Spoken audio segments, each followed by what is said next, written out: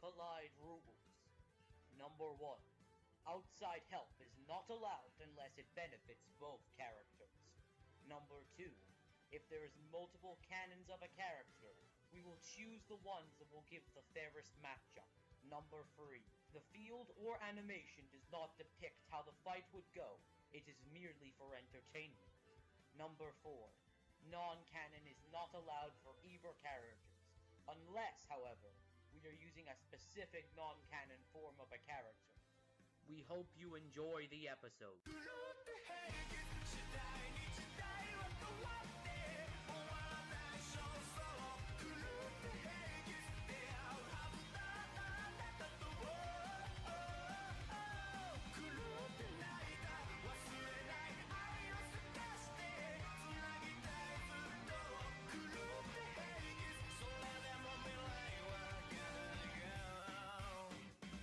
Amongst the Capcom characters we've used on FCC, you have the Blue Bomber, the badass demon-killing Hellspawn, and even the shopping mall zombie slayer Freak West. But in the deeper depths of their character lineup, they also have their gods. And today, we're pitting these gods, that are polar opposites, against each other, because amazing concepts. If it worked for Wario vs. Joker, we can do it again. Asura, the betrayed raging general of Asura's wrath. And Amaterasu, the goddess of the sun from Okami. I'm Demon and he's Archer. And it's our job to see what will happen when these two fictional characters collide. The world is in shambles. Beings known as the Goma has taken over Gaia and are acting to wipe out all of civilization. Good thing Gaia had 8 guardian protectors tasked with finding and killing the Goma in order to, well, protect humanity. The youngest and most hot-headed of the group was Asura. Asura was your typical angry, big, bad dude on the battlefield. But behind all of that rap lay more to his being. Outside of the fighting, he seemed like a very chill guy and even had a wife and daughter. Let me guess, it's time for the butt. But then God of War happened. No, I'm not gonna actually extend that joke. Things just went to shit. That reminds me, have we ever used a character whose life didn't turn to shit? Asura had it way worse than you make it seem, though, as he was framed for killing the Protector's Emperor, was deemed a traitor, and was then killed by his fellow generals. And then he came back. Again. And again. Well, you get the picture. Really, he dies more times than the average person in this game. Oh, also, his wife died, and his daughter was forced to gather energy to fight against the main Goma, whose name was Viltra. Say hello! Hello? And some other shit happens, and there we are with Asura still standing. Fun for the whole family. Don't you dare get any ideas for a theme park based on all that after already did. Oh, okay then. Asura didn't survive through pure luck though. In order to kick Goma's butt, he also has a wide variety of techniques that's used to, well, what do you think? Look at the show you're watching. He kills people. Actually, it's the process of fictional characters colliding which kills people. Usually. Jeez, get your facts straight, Archer. Now time to start thinking about this theme park. Besides the obvious energy beams, balls, and even bullets that Asura can rain down on his enemies, he's also mastered the art of punching the ever-living life out of everyone he ever fights. Punching is kinda his thing. Asura is the master of hand-to-hand combat, utilizing a pretty straightforward and up-close fighting style, which you know has to make sense because of the punching thing. Especially when he gets his rage boost, which increases his strength and speed for significantly deadlier attacks. Hell, he can even reflect damage and even energy-based attacks in its stronger forms. You're gonna be hearing that word a lot. Right. Asura has what we have christened the Dragon Ball virus, wherein he gets multiple different forms that boost his already devastating power because, I don't know, it wasn't painful enough with Luffy. At least those scientists actually did something for once by naming the virus. Fuck them scientists! Due to their tomfoolery, they can figure out this shit. For science reasons, with each new form Asura gets, his strength is increased. It's shown by how... Get this guys. How he suddenly spawns more arms. Yeah, said scientists are sure to have a field day with that one. Sure, Asura's first transformation is the 6-arm Barja mode. Instead, he grows 4 metal arms and gets a massive strength boost, as well as a wider range of energy blast, because sometimes punching up close isn't good enough already. In Berserker form, he's at the peak of his power and rage. This leaves him in a state of uncontrollable anger and can only be triggered when he's overcome by strong emotions. Which, if you couldn't tell, it happens a lot. The form is so powerful, his mere screams unleash massive shockwaves. That should tell you something right there. And then we have his pure black form, Asura, which is basically his body roasted and charred while he's in Berserker mode. Which you also make sure you don't forget the title of the game, Wrath form. How very not unsubtly unsubtle. Nevertheless, he's still as ruthless as ever, basically becoming animalistic in a sense as well. His next form, Mantra Asura, is... Whoa. Before Demon continues with the meaningless filler forms, let's get to the most important and last of Asura's forms, Asura the Destroyer. But Archer, some people are going to be mad that we didn't mention all the forms. Well then, some people clearly have no idea how to be concise and avoid rambling about meaningless, trite, and versus debate then. Did you not watch the Garnet versus Goliath recently? Oh, that felt like an insult. Yeah, next time I see Huan, I'm gonna give him a piece of my As mind. I was saying, before Demon insults our flawed overlords... Not canon! Asura the Destroyer is Asura's strongest form. His power is multiplied 100-fold, and he grows to the size of an entire planet. Along with being able to shoot several thousand projectiles, it can just casually take trips across the galaxy and cream planets like they're nothing. Yikes. To achieve this form, however, he had to absorb energy from, Asura's Wrath, version of God, because I ain't pronouncing that name. Unfortunately, this makes the condition of achieving this form very situational. Not to worry, Demon. It's without a doubt pronounced Chakravartin. That's how you pronounce it, and I won't have anyone else tell me otherwise. Be silent, non-believers. I don't have ears, and even that sounds right to me. So we're certainly not gonna question how you still somehow hear. Before I knock Archer the fuck in, why don't we talk about the strongest transformation he can normally get? No, shut up, Demon! No, Archer, his strongest normal form, which is the Mantra Reactor form. After being given a reactor that absorbs mantra, basically akin to Ki from the show about draconic testicles and yada yada yada from Yasha, who died by the way, Asura can absorb all the mantra he needs without the need to go into rage mode or wrath form. With this, it makes all those other forms stronger as well. Okay, since now we're done, let's finally get to the feats, starting with speed. One of his first and slowest feats, mind you, was matching August in a hand-to-hand fight. Augustus' sword was able to reach Earth from the moon. The time it took for Augustus' sword to reach the Kármán line, which is the altitude where space begins and is commonly considered to be the border between Earth's atmosphere and space at 62 miles, was 12.6 seconds, based on when this orange streak began to form. Friction also begins to burn in the upper atmosphere at an altitude of 76 to 100 kilometers, which is what happened to Asura. So we take 100 kilometers off the distance between Earth and the Moon, which is on average 384,400 kilometers. Travel that distance, you would need to move it around Mach 92,902.8. Next, he dodged Chakravada's laser, since it also scales to his Arc Mantra and Destroyer form. It should be usable. The distance between Asura and Chakravada is a good 1,000 light years away. So with the time this took, the beam crossed the distance at 2.8 billion times faster than light. Just fucking hell. That's nothing compared to his Destructor form, dodging a similar laser, but at a much closer distance, since this laser took less than a second to reach Asura, and he dodged it even then. This should make him 2.2 quadrillion faster than light, in his best form. Speed is cool, but considering Asura's whole thing is beating the shit out of you, yes, especially you, Archer, what about strength? We're talking about speed here. In his base form, he defeated this giant planet-sized sumo wrestler. Now, that's a sentence I didn't expect to say. Sure, he had to build up power, but given how you basically yeeted him out of existence, it has to be at least planetary. And to back up planetary claim, he fought that planet-sized Goma as well. And then, well, not much happens until the paid DLC that contains the ending of the game, and everyone's respect for Capcom disappears. And until Resident Evil 7, Monster Hunter World, Devil May Cry 5, etc. You know, Capcom is like the Two-Face of gaming at this point. Marvel vs. Capcom Infinite! Exactly. As Archer was saying, in the true ending, Asura goes against Chakravada, the guy who's bigger than fucking galaxies. Gurren Lagann much? I have to admit, Gurren Lagann much indeed, except Super Tengen Toppa Gurren Lagann is bigger than the universe. Keep in mind, this guy throws everything at Asura, such as, planets, and even giant stars. Or is that a sun? That's the thing, sun is just a star. And if you want to be generous, since Trucker Barton is bigger than these galaxies, he must be at least around the same strength, right? Why, yes, of course. So scaling to galaxy level should be cool. Also, there's a thing saying this god created the world, so he could be universal in his best forms. But since our stances of creation equaling attack potential is a controversial for now, no one will ever know if this is true or not. Right, the biggest issue with Asura, though, ironically, are his stronger forms.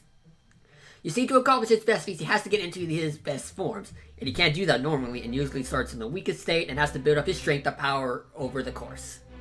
Except he can't build up to destroyer form, it's too situational. Also, he doesn't have the biggest arsenal either. Mainly some beams and punching, so he won't be able to pull a fast one and surprise anyone with that.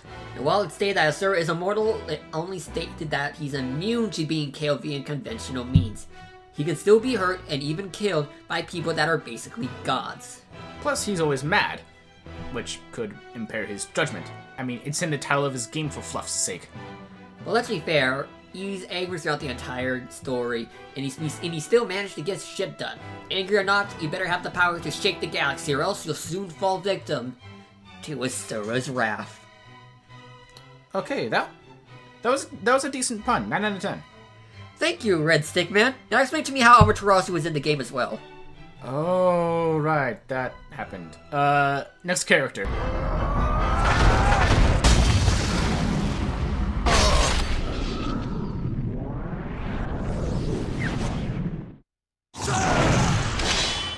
The story of Orochi is a chilling one. The 8-headed snake terrorized the village with his power and forced them to sacrifice a maiden come the dawn of each blood moon. And it would still be going on. That is, if it weren't for a man named Nagi and a mysterious white wolf known as Shiranui. Shiranui was believed by the townsfolk to be in cahoots with Orochi, but oh boy, they could have been more wrong. During the fight with Orochi and Nagi, she protected a man with her very being, taking many of the blows despite the pain it put her through. With one final howl, she brought about the moon, giving Nagi's sword the power he needed to kill Orochi and seal him within said sword. However, this was in exchange for Shiranui's own life. After the fight, the townsfolk buried her corpse and worshipped her as a god. Peace was brought to the world, and as we know by now, that means everything went from there on. Yeah, sure. We really should stop using characters with screwed up origins. This time around, you can blame some rando fuck who, a few hundred or odd so years, pulled the sword out and freed Orochi. Once again, landed him the fuck over the world. Good job, stupid! But thankfully, a wood sprite known as Sakuya used the last of her power to awaken the spirit of Shiranui to defeat the beast. Or should we call her by her real name? The goddess of the sun, Amaterasu. Oh my god, she's so adorable! Yes! She's so cute!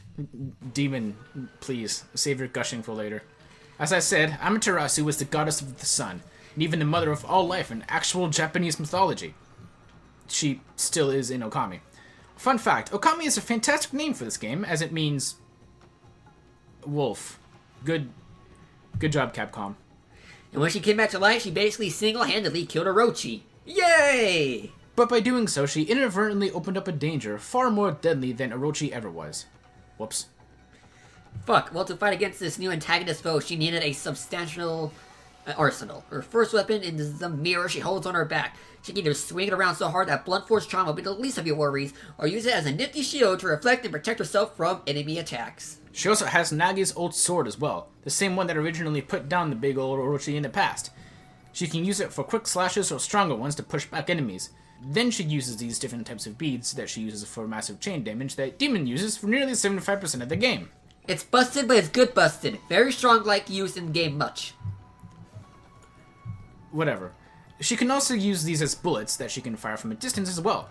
She can also put 2 of these items together for massive combo damage.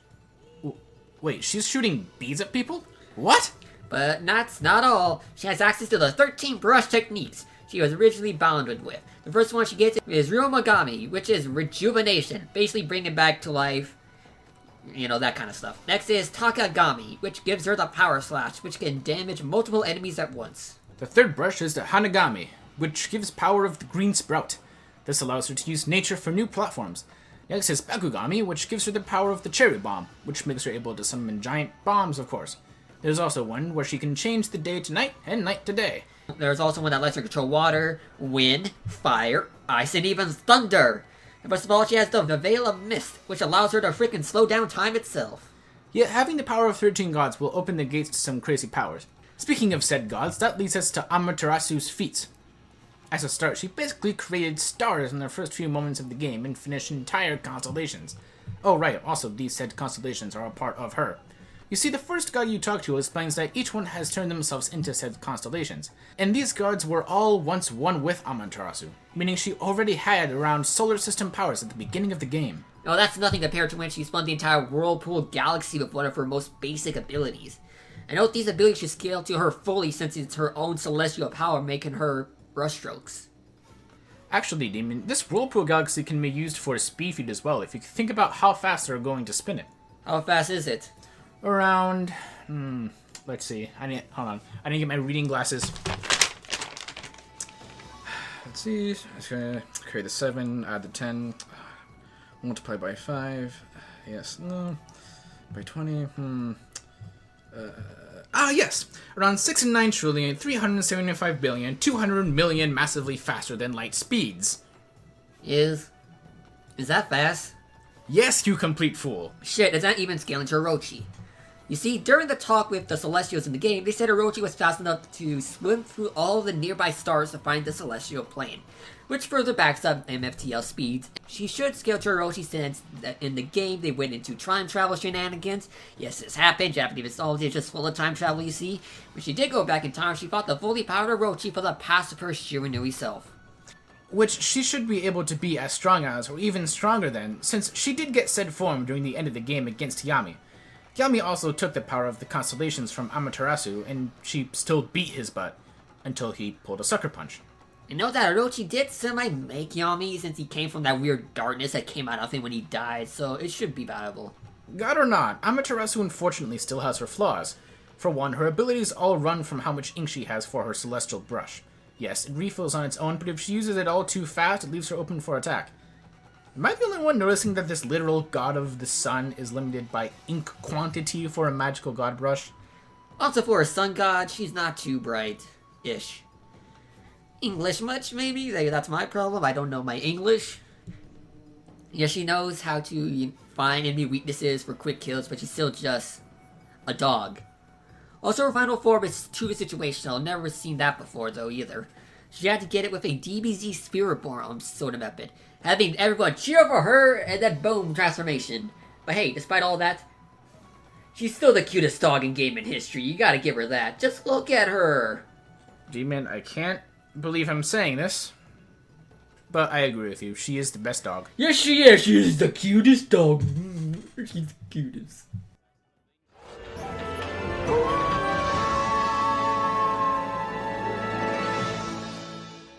Yeah, you know the shtick, guys.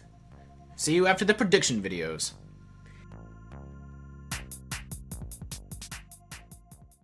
Hello people, I am that Huan guy that really hates Nemesis Bloodright for some reason. I am back with another prediction, and oh boy, this one's gonna be very bad. So on one hand, I'm happy that I'm doing a prediction that's not Plants vs Zombies related. Thank God. But on the other, I've only been with a friend who partially played through Asura's Raft. Okay. And I haven't even touched Okami yet. So unfortunately, I'm gonna have to do a half-assed, it says quickish there, but I know this is gonna be extended to like fucking 13 minutes or whatever. So I'm just gonna say a half-assed prediction, because I don't have a complete understanding of both characters. Meaning I'm bound to get things fucked. Or make wrong decisions. I'm sorry, okay? No, you don't accept? Fuck you. Let's get to the prediction. Epic. Now, from what I've dug up by totally not going on the Versus Battle Wiki, who fucking knows that, this match is, at first, really hard to decipher. In terms of versatility, Amaterasu has a Celestial Blush. English is not my first language. Celestial Brush, Element of Manipulation, Time Freeze, etc., which would give Asura a lot of trouble. Funny thing is though, Asura pulled a Shonen Jump protagonist, and he has a gazillion super forms, which in turn really help with punching and shit. Basically countering that. With experience, Asura does have a slight edge to being 12,000 something years old, while only states that Amaterasu is only thousands of years old. But it's so unclear, I'm really iffy if that should be any real advantage for Asura. Sora from Kingdom Hearts, Asura. As for the other main three categories, however, speed, durability, attack, whatever, fuck. Here's the problem. Despite the shit Asura can do in his prior forms, Asura's final form, the Pussy Destructor or whatever, I don't know, is what counts here. For one, it's bigger than Gaia, which is basically Earth. He becomes a big, thick, planety boy. If that's not enough, in this form he can just casually destroy stars and planets while fighting God. Well, his form of God. Plus, he can just fly from one part of the galaxy to the other in a short amount of time, which is a pretty big fucking upgrade right there. So yeah, Asura in his final form is kinda OP. But there's always a but. Amaterasu ain't any slouch either. Apparently, get this, she can spin a galaxy. Yep. Plus, with, I assume, from scaling to Yami, final boss, whatever, she can apparently survive being tossed around through constellations, or survive an attack that can wipe out constellations, which is star system, which is, oh boy. Oh, and being able to stop the rotation of a fucking galaxy gives you some insane speed too.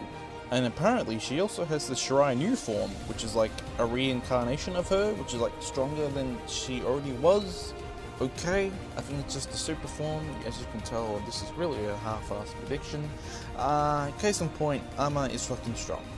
Plus, scaling to Yami, so you got the speed, so, So, what do we have here? Giant multi-solar system Asura versus potential galaxy-level small dog, who should both be comparable in speed, being massively faster than light, and durability should be the same.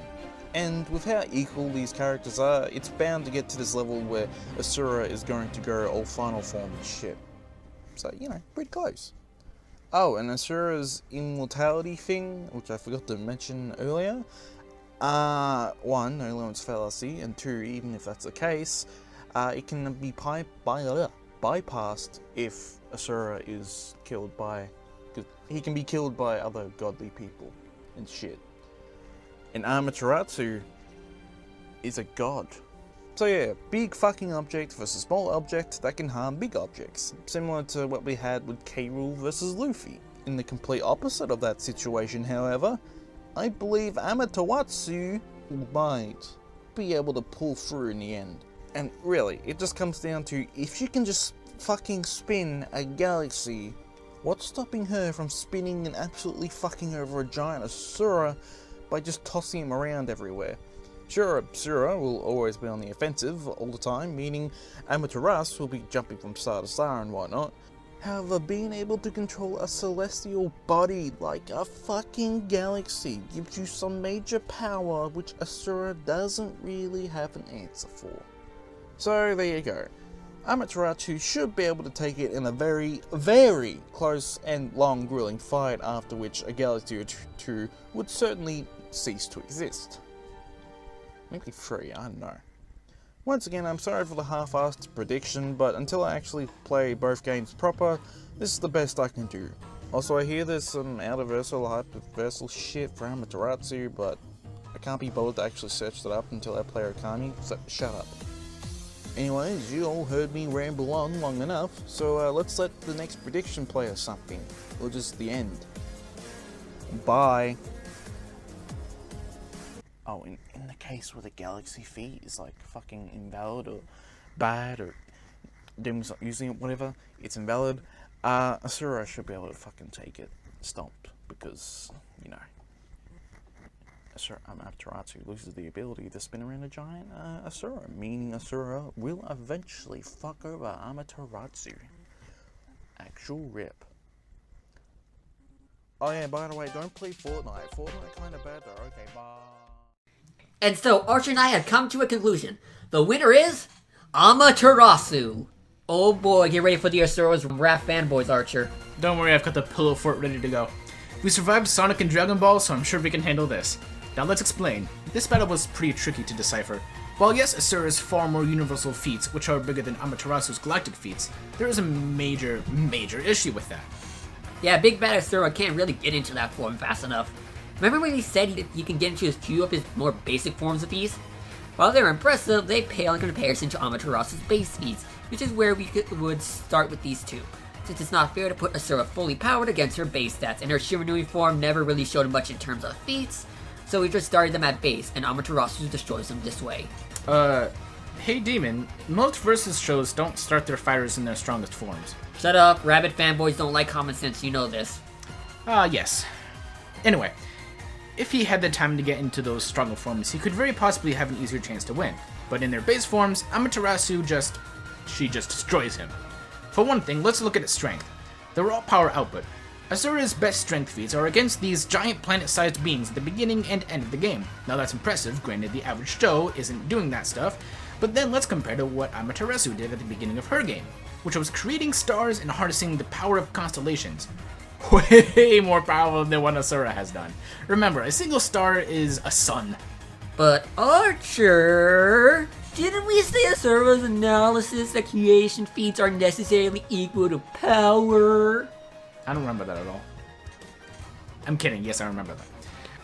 But consider that Amaterasu was literally harnessing the power of constellations. You know that thing that I said a moment ago? To do that, she would still need the power within a similar region. A region that remains far above what Asura is capable in his base form. Also, Asura isn't fast enough to actually get into this form either. His base speed feats, if we want to be generous, is around relativistic to maybe MFTL. He only gets to the quadrillions in his best form, so Amaterasu was way faster in her base when she spun that entire galaxy, which was around 69 trillion times the speed of light. Nice. 69, nice. Always the mature one, I see. And yeah, that's attack speed, and way faster than anything Asura has done in his base. Also, Asura doesn't have much against Amaterasu's far bigger arsenal and abilities, because he has a way against her ability to slow time, but that's basically it. Everything else she can do will pretty soundly overwhelm him before she runs out of ink. And you know guys, she won't underestimate him either. She's taken down big bosses swiftly in the past, and I don't think a multi-armed screaming madman is the kind of person she just sit around and let just power up. So while Asura has much better high-end feats and isn't strong form could give him the win, he just wasn't fast enough or strong enough to get past Amaterasu's much better base strength, speed, and significantly more varied arsenal. Seems Asura fans were crying wolf when they said he'd win, because he's simply not bright or hard enough to stand against Amaterasu. Winner is Amaterasu. Next time on Fictional Characters Collide.